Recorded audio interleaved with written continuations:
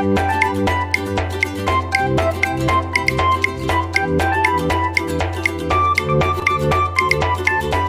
দর্শক, আসসালামু আলাইকুম। আজ আমি আপনাদের সাথে শেয়ার করছি ঈদ স্পেশাল চট্টগ্রামের ঐতিহ্যবাহী অথেন্টিক কালো ভুনা।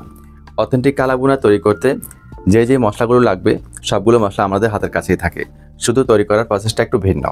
তো আমি সব ট্রিক্স অ্যান্ড টিপস সহ তৈরি করছি।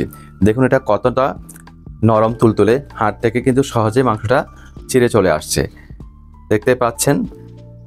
আর একটা মাংস আমি ছিঁড়ে দেখাচ্ছি, দেখুন এটা পারফেক্টলি তুলতুলে নরম। কালা ভুনা কোনো ভাজা কিংবা পোড়া মাংস নয়, কালা ভুনা। তো প্রিয় দর্শক, কালা ভুনার একটা বৈশিষ্ট্য হচ্ছে এটা তৈরি করতে খুব বেশি পরিমাণে মাংস লাগে। দেখতে পাচ্ছেন আমি এখানে 2 কেজি মাংস নিয়েছি, আর হাড় সহ মাংস নিয়েছি, চর্বি নিয়েছি, ছলছলা মাংস নিয়েছি। একেবারে ছলছলা মাংস দিয়ে কিন্তু কালা ভুনা হয় না। কালা ভুনা তৈরি করতে হাড় সহ মাংস, চর্বি এবং ছলছলা মাংস তিনটাই লাগে। তো আমি মাংসগুলোকে ভালো করে আগে ক্লিন করে নিয়েছি পানি দিয়ে। এখন যে পাতিলে রান্না করবো সে পাতিলে মাংসগুলো আমি নিয়ে নিলাম, একটু স্প্রেড করে দিচ্ছি, ছড়িয়ে ছিটিয়ে দিচ্ছি। এখন মশলা দেওয়ার পালা। 1 ইঞ্চি সাইজের 4 টুকরো দারুচিনিকে মাঝখান থেকে একটু ভেঙে দিচ্ছি, দেখতে পাচ্ছেন। 6টি সবুজ এলাচকে একটু ফাটিয়ে দিব যাতে সুঘ্রাণটা বের হয়ে আসে।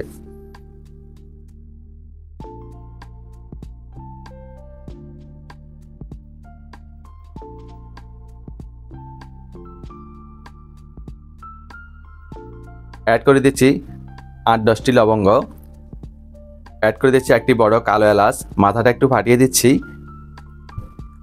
3টি তেজপাতাকে মাঝখান থেকে ছিঁড়ে দিচ্ছি, দেখতে পাচ্ছেন। 10-12টি আস্ত কালো গোলমরিচ দিয়ে দিলাম। প্রিয় দর্শক, অ্যাড করে দিচ্ছি 6-7টি কাবাব চিনি। কাবাব চিনিগুলো হবে ঠিক এরকম, মাথার দিক থেকে একটু চোকা হবে, সুইয়ের মতো। 2টি স্টার এনিস দিয়ে দিলাম। রসুন বাটা অ্যাড করে দিচ্ছি 1.5 টেবিল চামচ। আদা বাটা অ্যাড করে দিচ্ছি 2 টেবিল চামচ। হলুদের গুঁড়ি 1/2 টেবিল চামচ ব্যবহার করলাম। লাল মরিচের গুঁড়ি 1 চা চামচ ব্যবহার করলাম। ধনিয়ার গুঁড়ি 1/2 টেবিল চামচ ব্যবহার করলাম। জিরার গুঁড়ি 1 চা চামচ ব্যবহার করলাম আমি। এটা হচ্ছে রাঁধুনি। এটাই হচ্ছে কালো ভুনার স্পেশাল যে মশলা, যেটা চট্টগ্রামের ঐতিহ্যবাহী কালো ভুনা মেজবানি মাংস তৈরি করতে ব্যবহার করা হয়। আমি সামনে থেকে আপনাদের দেখাচ্ছি। আমি আস্ত রাঁধুনি দিয়ে দিলাম এখানে 1 চা চামচ। মশলা কিন্তু আমরা স্টেপ বাই স্টেপ ব্যবহার করব। মশলার পরিমাণটাই বেশি থাকবে এই কালো ভুনায়। পেঁয়াজ বেরেস্তা আমি দিয়ে দিলাম 1 কাপ, দেখতে পাচ্ছেন।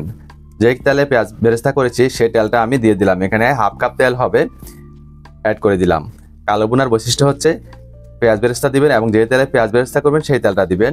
তো আমি এখানে কিউব করে কাটা পেঁয়াজ দিয়ে দিলাম 1 কাপ, লবণ দিয়ে দিলাম 1/2 টেবিল চামচ। এই কালো ভুনার আরও একটি বৈশিষ্ট্য হচ্ছে এটাকে হাত দিয়ে মাখাতে হবে। আমি হাত দিয়ে মাখিয়ে নিচ্ছি এবং খুব সময় ধরে এটা মাখাতে হবে, পারলে 2 হাত দিয়ে মাখাবেন। তো আমি খুব ভালো করে এটা সময় নিয়ে মাখাচ্ছি, দেখতে পাচ্ছেন। উপর নিচ থেকে উঠিয়ে, তলা থেকে উঠিয়ে, উপরে নিচে দিয়ে ভালো করে আমি মাখিয়ে নিচ্ছি।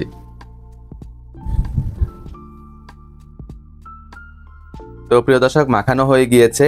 এখন আমার হাতে যে লেগে আছে মশলাগুলো সেগুলোকে আমি কেচে দিয়ে দিচ্ছি, কেননা এই মশলাগুলো আমি একটু নষ্ট করতে চাচ্ছি না, খুবই এক্সপেন্সিভ। ঢাকনা দিয়ে ডেকে চুলায় চলে যাব সরাসরি। চুলায় চাপিয়ে দিলাম, আর চুলার ফ্লেমটা আমি হাই ফ্লেমে রেখে প্রথম 15 মিনিট আমি কুক করব। তো প্রথমে কিন্তু একটু বলক ওঠা শুরু হলে আমরা কি করব, ঢাকনা খুলে তলা থেকে উল্টে দিব। মশলাগুলো যাতে পুড়ে না যায় সেদিকে অবশ্যই লক্ষ্য রাখতে হবে, কেননা মশলার আধিক্য রয়েছে এই কালা ভুনাতে। দেখতে পাচ্ছেন আমি তলা থেকে উল্টে পাল্টে নেড়ে ছেড়ে মিশিয়ে নিচ্ছি।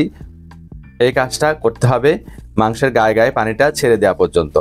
চুলার ফ্লেম একই আছে, হাই ফ্লেমে। পানিটা কিন্তু এখনও ছেড়ে দেয় নাই।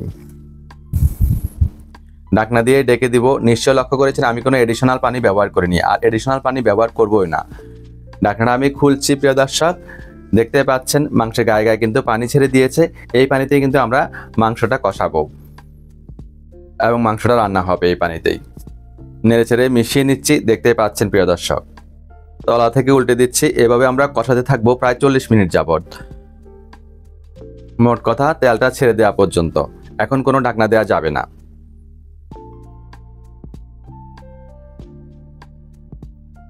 এখন চুলা ফ্লেমটা মিডিয়াম ফ্লেমে করে আমি ঢাকনা দিয়ে ঢেকে দিলাম। তেলটা ছেড়ে দেওয়া পর্যন্ত মাঝে মাঝে ঢাকনা খুলে তলা থেকে উল্টে দিব। ঢাকনাটা খুলছি প্রিয় দর্শক। তো এই কাজটা আমার প্রায় 25 মিনিট সময় লেগেছে তেলটা ছেড়ে দেওয়া পর্যন্ত। এখন কিছু মশলা ব্যবহার করব। একটি জয়ফলের 4 ভাগের 1 ভাগকে আমি গুঁড়ো করে নিচ্ছি, সেটা ব্যবহার করলাম। এক টুকরো 1 ইঞ্চি জয়ত্রীকে আমি ভেঙে দিচ্ছি, দেখতে পাচ্ছেন। এই স্টেপে এসে কিন্তু এই মশলাগুলো ব্যবহার করতে হবে। তো গরম মশলার গুঁড়ি ব্যবহার করলাম 1/2 চা চামচ পরিমাণ, আর এখানে রাঁধুনি গুঁড়ি ব্যবহার করছি 1 চা চামচ। এতে করে মাংসে সুন্দর একটা গ্রান যে কালাভুনা সেটা আসবে এবং কালাভুনার অথেন্টিক কালারটা ছড়াতে শুরু করবে। উল্টে পাল্টে মিশিয়ে নিচ্ছি, দেখতে পাচ্ছেন প্রিয় দর্শক। ঢাকনা দিয়ে আবারও ঢেকে দিব, আর ঢাকনা খুলে তলা থেকে উল্টে আমি রান্না করতে থাকবো মাংসটা সিদ্ধ হওয়া পর্যন্ত। ঢাকনাটা খুলছি প্রিয় দর্শক, দেখুন কালারটা কিন্তু চেঞ্জ হয়ে আসছে। আবারও নেড়েচেড়ে মিশিয়ে নিচ্ছি আমি।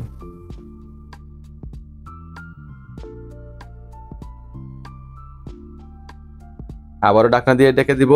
চুলার ফ্লেম লো টু মিডিয়াম ফ্লেমে থাকবে এখন। তো ঢাকনাটা খুলেছি আমি, দেখুন 40 মিনিট কুক করা আমার ডান। প্রায় কালাভুনার অথেন্টিক কালারটা প্রায় চলে এসেছে, আর কিছুটা প্রসেস আমাদের বাকি আছে। প্রথমে আমি নেড়েচেড়ে মিশিয়ে উল্টে পাল্টে দিচ্ছি। এরপর আমরা চলে যাব বাগারের প্রসেসে। তো আমরা কালাভুনার পাতিলটাকে নামিয়ে একপাশে রেখে দিব। চুলায় একটা প্যান বসিয়ে দিব, আর এখানে কাঠের গানিতে বানানো সরিষার তেল অ্যাড করে দিলাম আমি 1/3 কাপ, আর 1/3 কাপ পেঁয়াজ কুচি অ্যাড করে দিলাম। একটু নেড়ে ছেড়ে পেঁয়াজটা নরম করে ভেজে নিব। ঠিক এরকম হবে, আমি ফ্যানের জন্য দেখা যাচ্ছে না, আমি একটু উঠিয়ে দেখালাম হাতা দিয়ে।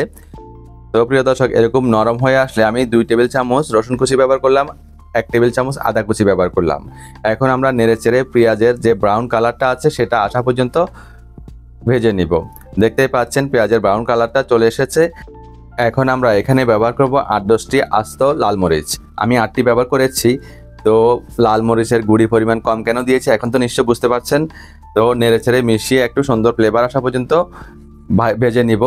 এরপর যেই প্যানে আমি কালাভুনা করেছি সেখান থেকে কিছুটা মাংস উঠাবো, উঠিয়ে এই যে বাগারের যে প্যানটা আছে সেখানে দিয়ে দিব।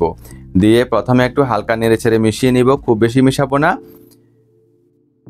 এরপর আমরা ঢাকনা দিয়ে ঢেকে দিব, আর ঢাকনা দিয়ে ঢেকে এটাকে আমরা 5 মিনিট রেখে দিব।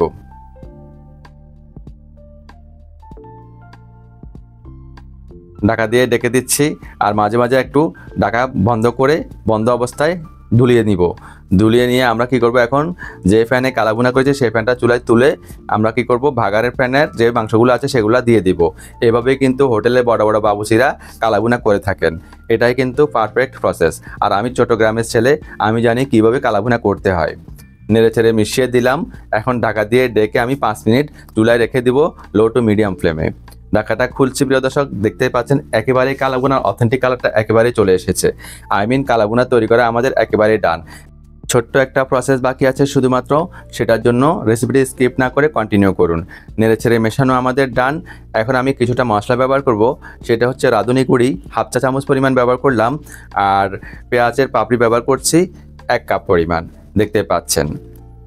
নেড়ে ছেড়ে মিশিয়ে নেব, আর আমি এখন কুক করব পেঁয়াজের কালারটা চেঞ্জ হয়ে আসা পর্যন্ত।